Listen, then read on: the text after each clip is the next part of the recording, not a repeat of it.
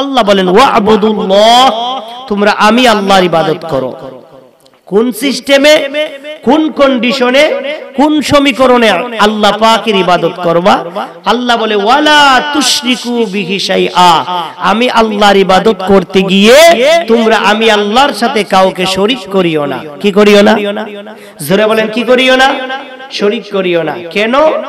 আল্লাহ তাআলা কুরআনুল কারীমের 21 নম্বর পারা সূরা লুকমানের 13 নম্বর আয়াতের মধ্যে বলেন ইন্নাশ শিরকা লা যুলমুন আযীম, আল্লাহ বলে বান্দারে এইজন্য তোমরা শিরিক করবা না, কারণ শিরিক হলো সবচেয়ে বড় জুলুম, সবচেয়ে বড় অন্যায়, সবচেয়ে বড় জুলুম, সবচেয়ে বড় অন্যায়। আল্লাহ বলেন আমি আল্লাহর ইবাদত করার পরে তোমাদের আরেকটা ডিউটি আছে। সুবহানাল্লাহ বলেন কি? আল্লাহ বলেন ওয়াবিল ওয়ালিদাইনি ইহসানা, যাদের মা আছে অথবা বাবা আছে অথবা মা বাবা দুজনে আছে, তোমরা প্রাণ ভরে মন খুলে মা বাবার খেদমত করো। কার খেদমত? মা বাবার খেদমত। কার খেদমত? মা বাবার খেদমত। সাহাবীরা প্রশ্ন করলেন, তিরমিজি শরীফ প্রথম নম্বর খণ্ড 62 নম্বর পৃষ্ঠা 85 নং হাদিস, সাহাবীর নাম হলো হযরতে আব্দুল্লাহ ইবনে মাসউদ রাদিয়াল্লাহু তাআলা আনহু বলেন সাআলাকা ইয়া রাসূলুল্লাহ সাল্লাল্লাহু আলাইহি ওয়াসাল্লাম আইয়ুল আমালু আহাব্বা ইলাল্লাহ, ইয়া রাসূলুল্লাহ নবীজি গো, যেহেতু আল্লাহ পাক আমাদেরকে ইবাদত বন্দেগীর জন্য সৃষ্টি করেছেন, সুতরাং আপনার কাছে জানতে চাই আল্লাহ পাকের কাছে সবচেয়ে প্রিয় আমল কোনটি? আমাদের জানার দরকার আছে কি নাই? আল্লাহর কাছে সবচেয়ে প্রিয় আমল কোনটি জানার দরকার আছে নি? আল্লাহ পাকের কাছে সবচেয়ে প্রিয় আমল কোনগুলো জানার দরকার আছে নি? হাত তুলে বলে আছে কি নাই? তাহলে জানবো। সাহাবী বলে ইয়া রাসূলুল্লাহ নবী গো, ইয়া রাসূলুল্লাহ নবী গো, জানতে মনে চায় যেহেতু আল্লাহ ইবাদত করার জন্য বলেছেন, ইয়া রাসূলুল্লাহ নবী গো আপনি বলেন না আইয়ু আমালু আহাব্বা ইলাল্লাহ, আল্লাহর কাছে সবচেয়ে পছন্দনীয় আমল কোনটি?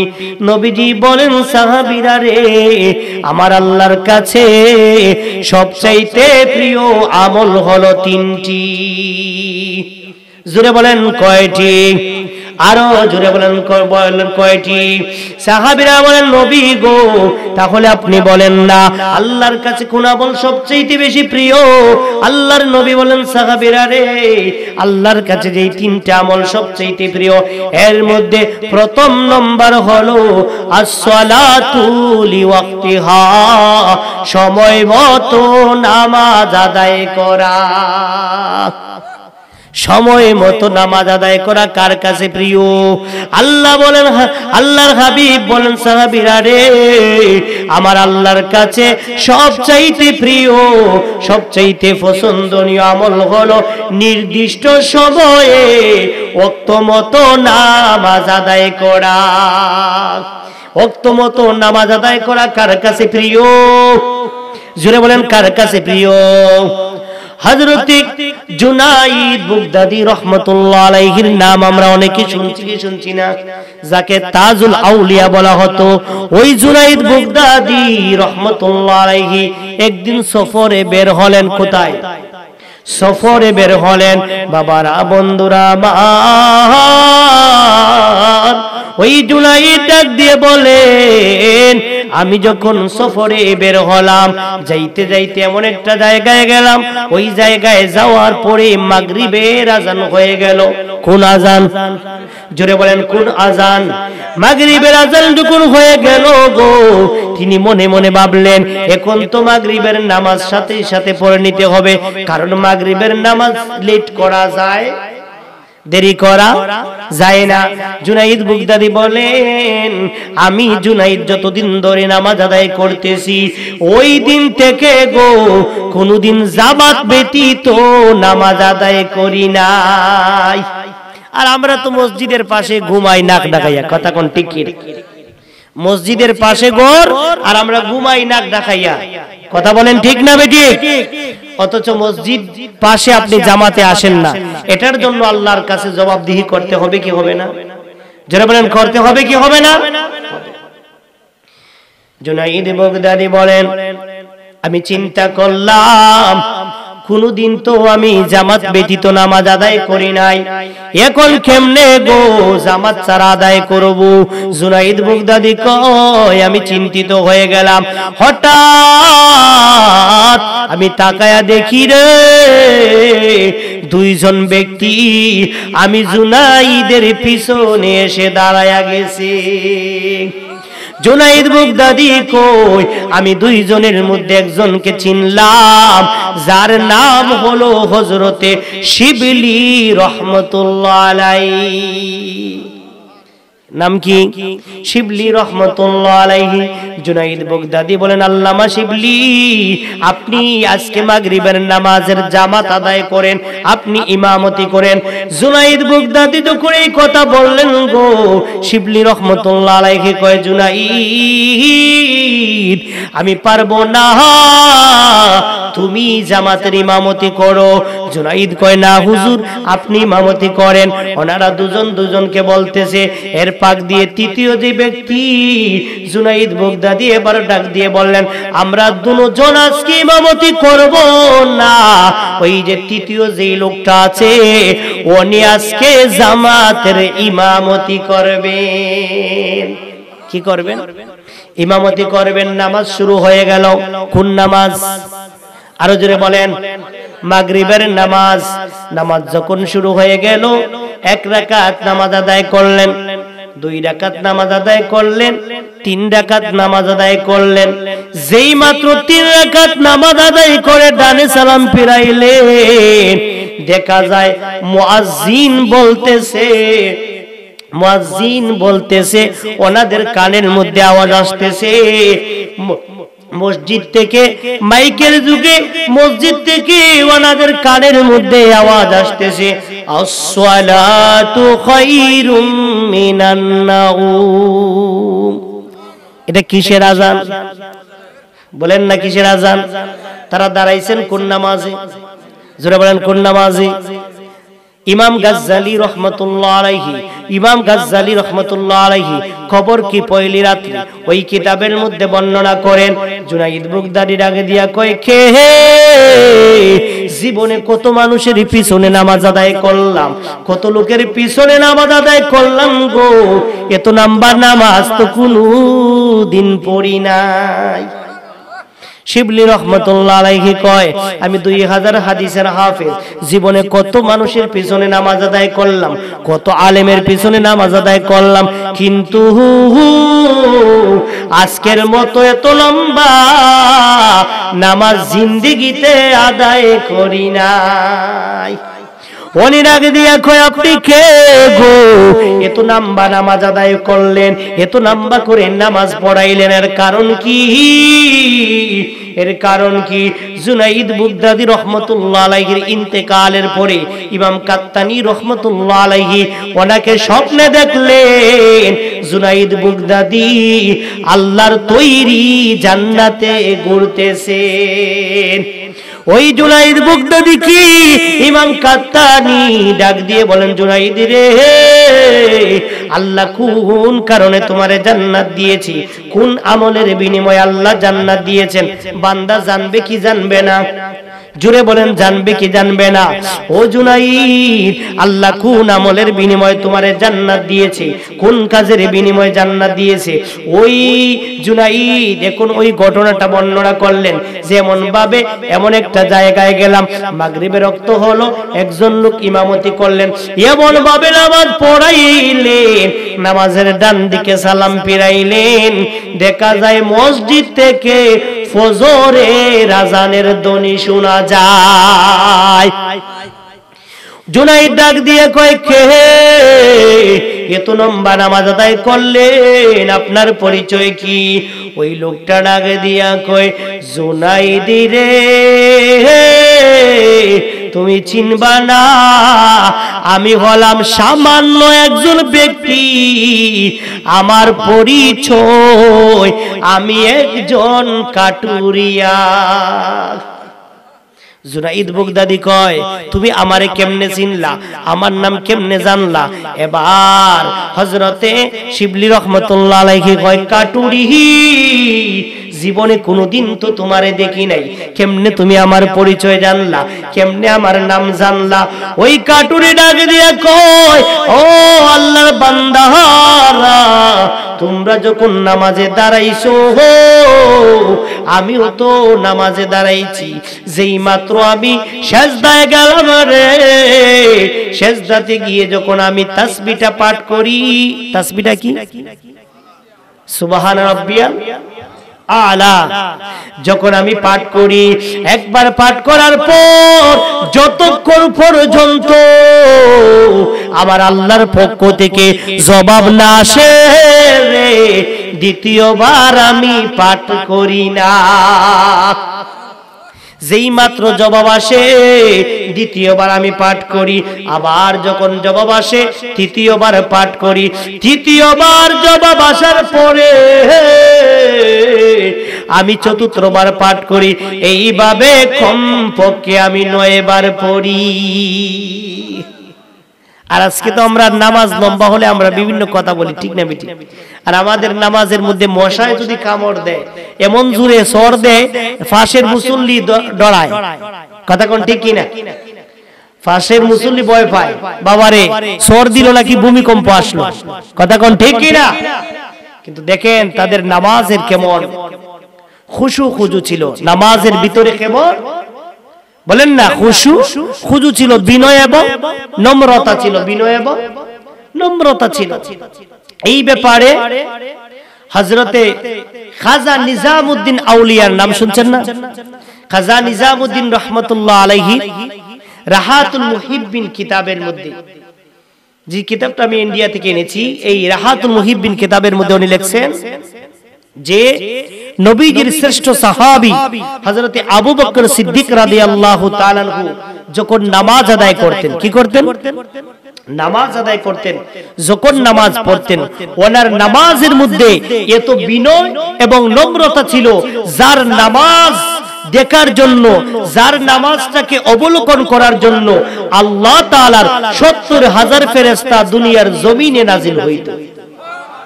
জোরে বলেন না। এই আবু বকর সিদ্দিক রাদিয়াল্লাহু তাআলা আনহু কে বলছিলেন, এই জন্য আবু বকরের দাম এত বেড়ে গেল। জুনাইদ কি বলে, নিজামউদ্দিন আউলিয়া রাহমাতুল্লাহ আলাইহি তার রাহাতুল মুহিব্বিন কিতাবের মধ্যে বলেন যে হযরতে আবু বকর সিদ্দিক একদিন রাস্তা দিয়ে হেঁটে যাচ্ছেন, মসজিদে নববী থেকে তিনি বাড়ির দিকে হেঁটে যাচ্ছেন। হঠাৎ ওনার পায়ের নিচ থেকে কান্নার আওয়াজ শোনা গেল। জোরে বলেন না।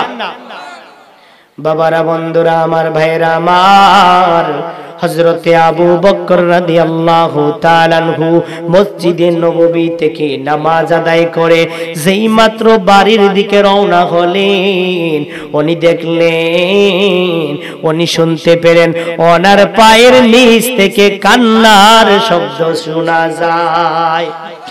ওই আবু বকর সিদ্দিক উনি ওনার পাটাকে উঠালেন, উনি তাকায়া দেখে ওনার পায়ের নিচে একটা পোকা, একটা কীট পড়ে পিষ্ট হয়ে গেছে। এ মুসলমান, আমাদের পায়ের নিচে কত ধরনের পোকামাকড় পড়ে আমরা নিজেরাই বলতে পারি না, ঠিক না বেঠিক? হযরতে আবু বকর সিদ্দিক দেখলেন ওই কীটটা পিষ্ট হয়ে গেছে। আবু বকর সিদ্দিক ওই কীটটাকে হাতের মধ্যে নিলেন, হাতের মধ্যে নিয়ে আল্লাহর দরবারে ডাক দিয়ে কই, আল্লাহ, ও আল্লাহ, আল্লাহ গো, আপনার দরবারে যদি আমি আবু বকরের কোন মর্যাদা থেকে থাকে, ন্যূনতম যদি কোন মর্যাদা থেকে থাকে, তাহলে আমি আবু বকর বলতেছি, আপনি ওই কীটটাকে জীবিত করে দাও। হযরত নিজামউদ্দিন আউলিয়া রাহমাতুল্লাহ আলাইহি ওনার কিতাবের মধ্যে বর্ণনা করেন, যেই মাত্র আবু বকর সিদ্দিক রাদিয়াল্লাহু তাআলা আনহু এই কথাটা বলেন, সাথে সাথে আবার আল্লাহ কুদরতে কামেলার মাধ্যমে ওই কীটটাকে জীবিত করে দিলেন। কেমন ওই আবু বকর সিদ্দিক রাদিয়াল্লাহু তাআলা আনহু কেমন ছিলেন? হযরতে উমর রাদিয়াল্লাহু তাআলা আনহু বলেন, যখন রমজান মাস আগমন করত, কোন মাস? জোরে বলেন কোন মাস? আগামীতে যে মাস আসবে সেই মাসটার নাম কি? জোরে বলেন কোন মাস? রমজানের রোজা রাখার দরকার আছে কি নাই? জোরে বলেন আছে কি নাই? শুনো হে নবীজির উম্মত, রোজা রাখো রমজানের। শুনো হে নবীজির উম্মত, রোজা রাখো রমজানের। পবিত্রতা রক্ষা করো, দরজা খোলা জান্নাতের। পবিত্রতা রক্ষা করো, দরজা খোলা জান্নাতের। শুনো হে নবীজির উম্মত, রোজা রাখো রমজানের। পবিত্রতা রক্ষা করো, দরজা খোলা জান্নাতের। পবিত্রতা রক্ষা করো, দরজা খোলা জান্নাতের। জান্নাতেরি দরজা খানি এই মহিনায় খুলে শুনি। জান্নাতেরি দরজা খানি এই মাসেতে খুলে শুনি। জাহান্নামের দরজা কানি বন্ধ থাকে রমজানে। পবিত্রতা রক্ষা করো, দরজা খোলা জান্নাতের। শুনো হে নবীজির উম্মত, রোজা রাখো রমজানের। পবিত্রতা রক্ষা করো, দরজা খোলা জান্নাতের। হযরতে আবু বকর সিদ্দিক রাদিয়াল্লাহু তাআলা আনহু কেমন মাপের সাহাবী ছিলেন, আল্লাহ পাকের কত প্রিয় ছিলেন দেখেন। হযরতে উমর রাদিয়াল্লাহু তাআলা আনহু বলেন, যখন রমজান মাস আগমন করত, ওই রমজান মাসের প্রতিটি রাত্রিতে, কোন রাত্রিতে? প্রতিটি রাত্রিতে আল্লাহ তাআলার হাবিব আল্লাহর দরবারে হাত উঠিয়ে বলতেন, আল্লাহ, ও আল্লাহ, আমার উম্মতকে মাফ করে দাও, আমার উম্মতকে ক্ষমা করে দাও। যেই মাত্র এই কথা বলতে আল্লাহর পক্ষ থেকে খবর আসতো, আল্লাহর পক্ষ থেকে সংবাদ আসতো, হাবিব, আমি আল্লাহ আপনার উম্মতের মধ্যে হযরতে আবু বকর সিদ্দিক রাদিয়াল্লাহু তাআলা আনহুর গায়ের এক একটা পশমের বিনিময় আপনার হাজার হাজার উম্মতকে মাফ করে জান্নাতি বানিয়ে দেব। ওই আবু বকর সিদ্দিক রাদিয়াল্লাহু তাআলা আনহু সারাটা জীবন উনি কাটিয়েছেন আল্লাহ তাআলার ভয়ে, রাসূলুল্লাহর মহব্বতে। সুতরাং আমরা আল্লাহ পাকের ইবাদত এবং রাসূলুল্লাহর কি মহব্বত মনে আছে? আসুন বাবারা, আল্লাহ তাআলা বলেন ওয়াবুদুল্লাহ, তোমরা আল্লাহ তাআলার ইবাদত করো। আর পরে আল্লাহ বলেন ওয়ালা তুশরিকু বিহি শাইআ, আমি আল্লাহর ইবাদত করতে গিয়ে তোমরা কাউকে শরীক করবা না। তারপরে আল্লাহ বলেন ওয়াবিল ওয়ালিদাইনি ইহসানা, তোমরা তোমাদের মা বাবার খেদমত করবা। কার খেদমত? মনে আসেনি বলছিলাম, সাহাবীরা বলে ইয়া রাসূলুল্লাহ, নবী গো, জানতে মনে চায়, যেহেতু আল্লাহ ইবাদতের জন্য বলেছেন, আল্লাহর ইবাদত করার জন্য বলেছেন, ইয়া রাসূলুল্লাহ মনে চায় জানতে আল্লাহর কাছে সবচেয়ে প্রিয় আমল কোনটি? আল্লাহর নবী বলছেন আল্লাহর কাছে সবচেয়ে প্রিয় আমল হলো তিনটি। জোরে বলেন কয়টি? তিনটি। এক নাম্বার হলো as-salatu liwaqtiha, সময় মতো ওয়াক্ত মতো নামাজ আদায় করা। কিন্তু আমাদের তো কোন ওয়াক্ত কোন দিকে যায় সেটাই খেয়াল নাই, ঠিক না বেটি? এই মাহফিল করলেন সারা রাত, কিন্তু ফজরের সময় দেখা যাবে ইমাম আর মুয়াজ্জিন ছাড়া আর কেউ নাই, ঠিক না বেটি? ফজরের সময় দেখা যাবে ইমাম আর মুয়াজ্জিন ছাড়া কেউ নাই। তাহলে কি আমরা আল্লাহর পাগল না সিন্নির পাগল? আরে সিন্নিরই তো পাগল। সিন্নির সময়ই প্যান্ডেল ছয়টায়ও জায়গা হইতো না।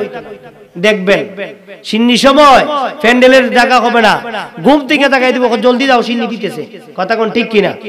তাহলে কিসের পাগল? যারা বলেন কিসের পাগল? সিন্নির পাগল। সিন্নি লিয়ার বাড়াবাড়ি করে পুকুরের মধ্যে সাঁতার কাটে, আছে কি নাই? দুইজনে সিঁড়ি লইয়া ঝগড়া লাগিয়া কুস্তি করে পানিতে পড়ে যায়, এরকমের ঘটনা আছে, আছে কি নাই? কিন্তু আমরা কি সিন্নির পাগল না আল্লাহর পাগল? যেটা বলেন কার পাগল? আল্লাহর পাগল।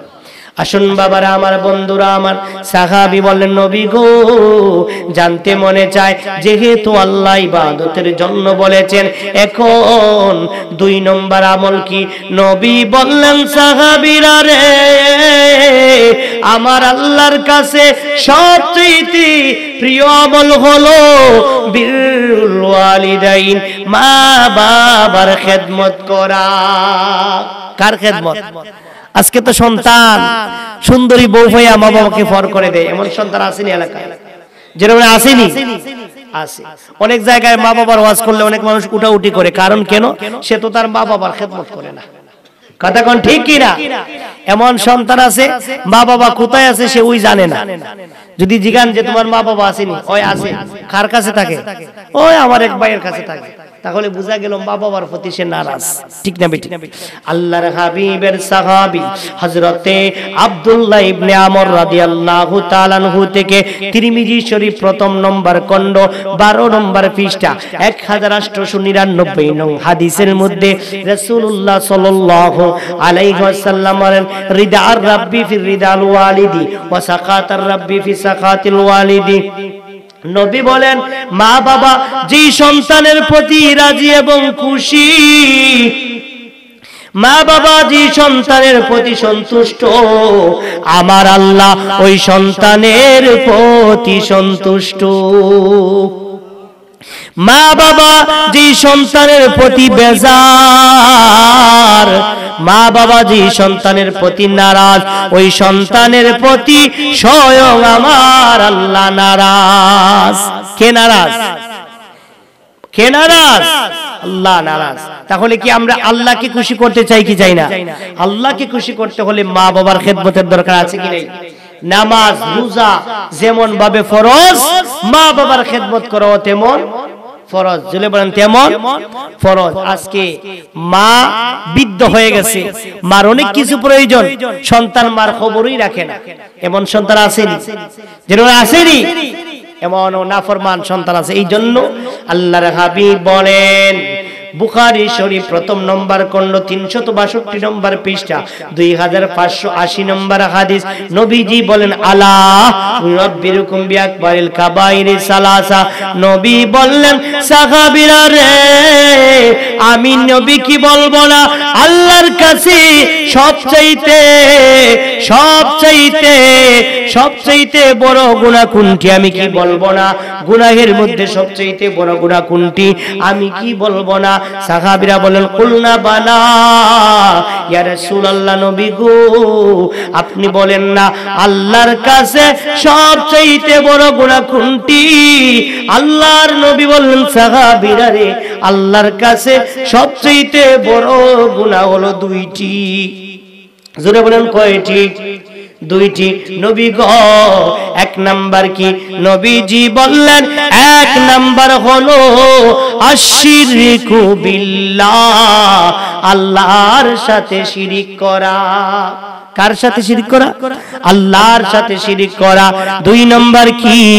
দয়াল নবী বলেন, সাহাবীরা রে, 2 নম্বর হলো হুকুকুল ওয়ালিদাইন, যেই সন্তান মায়ের খেদমত করে না, বাবার খেদমত করে না, যেই সন্তান মায়ের কথা মতো চলে না, বাবার কথা মতো চলে না, যেই সন্তান মা বাবার খোঁজ খবর নেয় না, এ হলো মা বাবার অবাধ্য নাফরমান সন্তান। এই মা বাবার অবাধ্য এবং নাফরমান সন্তান হলো সবচাইতে বড় গুনাহগার, সবচাইতে বড় গুনাহগার। এই জন্যই তো দয়াল নবীজির সাহাবী হযরতে আবু বকর রাদিয়াল্লাহু তাআলা আনহু থেকে বাইহাকি শরীফের হাদিস, মিশকাত শরীফের 412 নম্বর পৃষ্ঠার মধ্যে বর্ণনা করেছেন। নবীজি বলেন ইন্নাল্লাহা ইয়াগফিরুয যুনুবা জামিআ ইল্লা উকুকুল ওয়ালিদাইন। নবী বললেন, সাহাবীরা রে, আল্লাহ ইচ্ছে করলে তোমাদের সমস্ত গুনাহ মাফ করে দিতে পারেন। সমস্ত গুনাহ আল্লাহ ইচ্ছে করলে maaf করে দিতে পারেন, ইল্লা তবে একটা গুনাহ আল্লাহ maaf করবেন না, ইচ্ছে করলেও আল্লাহ maaf করবেন না, ইচ্ছা করে আল্লাহ maaf করবেন না। সাহাবীরা বলেন নবী গো ওই গুনাহটা কি, ওই গুনাহটা কি? নবী বললেন ওই গুনাহ যেই ছেলে যেই মেয়ে মা বাবার কথা শুনে না, যেই ছেলে যেই মেয়ে মা বাবার খেদমত করে না, মা বাবার অবাধ্য, মা বাবার সাথে মন্দ আচরণ করে, মা বাবার সাথে খারাপ আচরণ করে, এমন সন্তান হলো মা বাবার অবাধ্য সন্তান। ওই মা বাবার নাফরমান সন্তানের দোয়া এবং ইবাদত কোনো কিছু আল্লাহর দরবারে কবুল হবে না। তাহলে মা বাবার খেদমতের দরকার আছে কি নাই? জোরে বলে আছে কি নাই? মা বাবার খেদমতের দরকার আছে। মা বাবার খেদমত করা কি ফরজ, মা বাবার খেদমত করা কি? জোরে বলেন মা বাবার খেদমত করা কি? আর মা বাবার দোয়া পৃথিবীর জমিনে 3 শ্রেণী মানুষের দোয়া ডাইরেক্ট কবুল, ডাইরেক্ট কবুল। 1 নাম্বার হলো মা বাবার দোয়া। মা বাবা যেই দোয়াটা করবে সন্তানের জন্য, নেক দোয়া হোক অথবা বদ দোয়া হোক, সাথে সাথে আল্লাহর দরবারে কবুল হয়ে যায়। সুবহানাল্লাহ বলেন। মায়ের দোয়া যে সন্তান একটু পেয়েছে, বাবার দোয়া যে সন্তান একটু পেয়েছে, সে যেন এই বিশ্বটাকে জয় করেছে, সে যেন এই বিশ্বটাকে জয় করেছে। মা বাবা থাকলে রাজি আল্লাহ পেয়েছে, মা বাবা থাকলে রাজি আল্লাহ পেয়েছে, সে যেন এই বিশ্বটাকে জয় করেছে, সে যেন এই বিশ্বটাকে জয় করেছে। ওই মা বাবার দোয়ার দরকার আছে কি নাই? হযরতে ইমাম বুখারীর নাম আমরা শুনছি কি শুনছি না? ইমাম বুখারী যেই দিন দুনিয়ার জমিনে জন্মগ্রহণ করলেন, সন্তান জন্মগ্রহণ করলেন, মা বাবা খুশি না বেজার? আরো জোরে বলেন খুশি না বেজার? আমাদের দেশে তো মেয়ে সন্তান জন্ম হইলে কইতেই চায় না, আছে কি নাই? যদি জিগান যে কোন সন্তান কি হইছে আপনার আপনার স্ত্রীর ঘরে, কইতেই চায় না। আর যদি ছেলে সন্তান হয় বুক ফুলাইয়া কইবে আমার ছেলে হইছে। কথা কোন ঠিক কি না? কেন? এর কারণ কি? কয় দেখছো আমার সন্তান, আমার ছেলে হইছে, আমার ঘরে ফ্রিজ আসবে, টিভি আসবে, সোফা আসবে, বলে কি বলে না? যেটা বলে কি বলে না? ওই সন্তানকে যখন মা বাবা বিবাহ করায় আর স্ত্রীর বাড়ি থেকে, বউর বাড়ি থেকে যখন সবকিছু আনে, ওই সন্তানের বউ, ওই সন্তানের বউ স্বামীরে কানে ধরে উঠায় আর বসায়। কথা কোন ঠিক কিনা? কথা কোন ঠিক কিনা? এর কারণ কি? বর্তমানে 95% পুরুষরা মহিলার কথা উঠে এবং বসে। এর কারণ কি জানেন? বদনা পর্যন্ত শ্বশুর বাড়ি থেকে আনেন। কথা কোন ঠিক কিনা? বদনা পর্যন্ত আনেন। এখন যদি বউ বলে আজ থেকে তুমি আবার খাটে ঘুমাইতে পারবা না, পালঙ্কে ঘুমাইতে পারবা না, মাটিতে ঘুমানি লাগবে। কথা কোন ঠিক কিনা? কথা বলেন ঠিক কিনা? আপনি বলবেন যে বক্স পালক আনতে হবে 80,000 টাকা দিয়ে, তখন মেয়েটার বাবা ঋণ করে, গড়ের গাবি বেচে, গাছ বিক্রি করে, পুকুর বিক্রি করে, জায়গা জমি বিক্রি করে, এমন কি সুদের আশ্রয় নিয়ে আপনার মেয়ের সম্মান বাঁচাইতে গিয়ে কাঠমালের ব্যবস্থা করে। কথা কোন ঠিক কিনা? এখন এই যে কাঠমালের ব্যবস্থা করলো, বাবার বেতা মেয়ের মনে আছে কি নাই? মেয়েও বলে দেখ দিন সুযোগ পাইয়া লই, তোমারে খাটের মধ্যে বালোটিকে ঘুম পাতাই। কথা কোন ঠিক কিনা? দেখা যায় পেপার পত্রিকার মধ্যে পাওয়া যায় স্বামীরে স্ত্রী লাত মেরা খাট থেকে হরাইছে। এর কারণ কি? মনে নাই নি এটা আমার বাপের খাট, বাপের খালি খাট, তোর বাপের খাট নি। কথা কোন ঠিক কিনা? কথা বলেন ঠিক কিনা? এই জন্য আপনি ইচ্ছে করলো স্ত্রীর কথার উপরে কথা কইতে পারতেন না, কারণ আপনি তো স্ত্রীর কাছে ফকির। সবকিছু আনছেন স্ত্রীর বাড়ি থেকে, বদনা পর্যন্ত আনছেন, পেশাব পায়খানা করার পরে যে পানি লইবেন এই বদনাটাও আনছেন। এখন যদি কয় বদনা দিতাম না, মাটি লই দিব। কথা কোন ঠিক কিনা? হিসাব মিলিয়ে থাকতে হবে। কথা বলেন ঠিক কিনা? যৌতুক নিবেন তো পৃথিবীর মধ্যে আপনি কৌতুক হয়ে মরবেন। যৌতুক নিলেই কৌতুক হতে হবে, মানুষই আপনার নিয়ে হাসবে। হবে দেখো বুড়া খালো ছেলে মেয়েরা ফালাইয়া গেছে গিয়া, বউয়ে ফালাইয়া গেছে। কেন? জামাই তো খুব ভালো। ঠিক কি না? তো সুতরাং এই সন্তানকে নেককার সন্তান করতে হবে কি হবে না? যেটা বলেন হবে কি হবে না? সন্তান জন্মগ্রহণ করলে পিতা মাতার প্রতি হক আছে কি নাই, কর্তব্য আছে কি নাই, দায়িত্ব আছে কি নাই? না শুধু জন্ম দিলেই হবে? জন্ম দিলে হবে না, সন্তানকে আপনি কমপক্ষে 3টা জিনিস শিক্ষা দিতে হবে। 1 নাম্বার, আল্লাহ এবং আল্লাহর রাসূলের ভালোবাসা। আল্লাহ এবং আল্লাহর রাসূলের ভালোবাসা। আল্লাহ কি, আল্লাহকে চিনাতে হবে। আল্লাহকে চিনাতে হবে। রাসূল কি, রাসূলকে চিনাতে হবে। 2 নম্বর হলো নবীজির আহলে বায়াতের ভালোবাসা, নবীজির আহলে বায়াতের ভালোবাসা চিনাতে হবে। 3 নাম্বার হলো কোরআন শিক্ষা দিতে হবে। এখন নিজেরাই তো কোরআন পারি না, ছেলে মেয়েদেরকে কিভাবে পড়াবো? ঠিক না বেটি? এই যে এখানে ইমাম হুসাইন রাদিয়াল্লাহু তাআলা আনহু জাঙ্গালিয়া মসজিদ হইছে, এখানে মক্তব হবে কি হবে না? মক্তব হয় না আপনাদের এলাকায়? মসজিদের মধ্যে মক্তব হয় কি হয় না? মক্তব হবে। তো আপনি যদি সন্তান মক্তবে পাঠান, ওই সন্তান আপনার জন্য কোরআন তেলাওয়াত করবে। ঠিক না বেটি? আর যদি কোরআন তেলাওয়াত না শিখান, আপনি মারা যাওয়ার পরে ওই সন্তান আপনার কবরের পাশে গিয়ে গান বাজাইবে। কথা কোন ঠিক কিনা?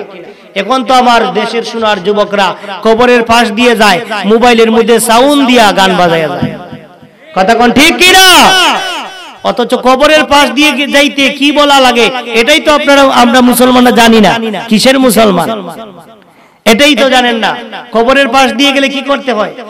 বলতে হয় আসসালামু আলাইকুম ইয়া আহলাল কুবুর, আসসালামু আলাইকুম ইয়া আহলাল কুবুর, কমপক্ষে এটা আপনি বলতে হবে।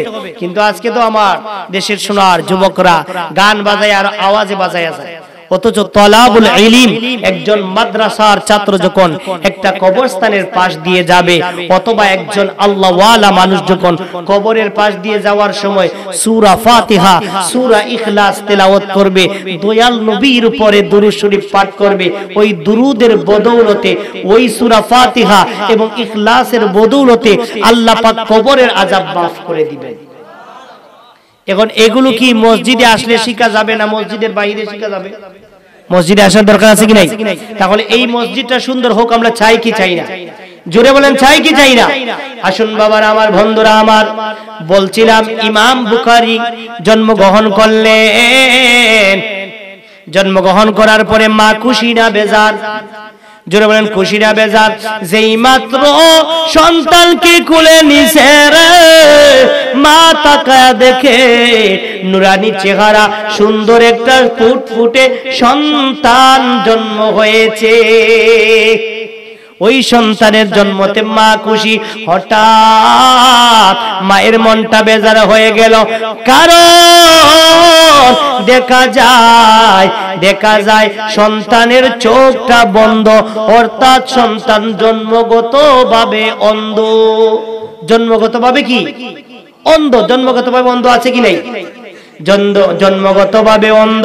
এবার ইমাম বুখারীর মা আল্লাহর দরবারে কান্নায় পড়ে গেলেন, আল্লাহ, আমি আমার সন্তানকে দেখব, আমি আমার সন্তানকে ভালোভাবে দেখব, কিন্তু আমার সন্তান তো কোনোদিন আমাকে দেখবে না।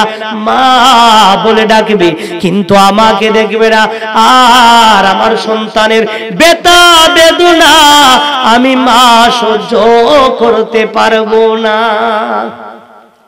এবার ইমাম বুখারীর মা বলেন, আমি যখন রাত্রি বেলায় ঘুমিয়ে গেলাম, হঠাৎ গভীর রজনীতে আমি স্বপ্নে দেখলাম আমার ঘরে সুন্দর চেহারা বিশিষ্ট নুরানি চেহারা নিয়ে লম্বা একজন পুরুষ, গায়ের মধ্যে সাদা পাঞ্জাবি এবং মাথার মধ্যে সবুজ রঙের পাগড়ি পরিধান করে আমার ঘরের মধ্যে প্রবেশ করেছে। ওই লোকটা আমার ঘরে প্রবেশ করে আমার শিশু সন্তান মুহাম্মদের মাথার মধ্যে হাত বুলালেন, চৌকের মধ্যে হাত বুলালেন, আর তিনি যখন চলে যাবেন আমি স্বপ্ন যুগে বললাম, কে আপনি? আমার ঘরে প্রবেশ করেছেন, আপনি কোথায় থেকে এসেছেন?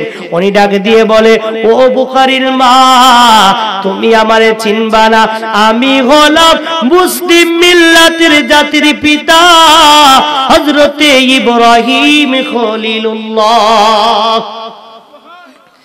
কয় আল্লাহ আমাকে তোমার সন্তানের তত্ত্বাবধানে পাঠাইছেন।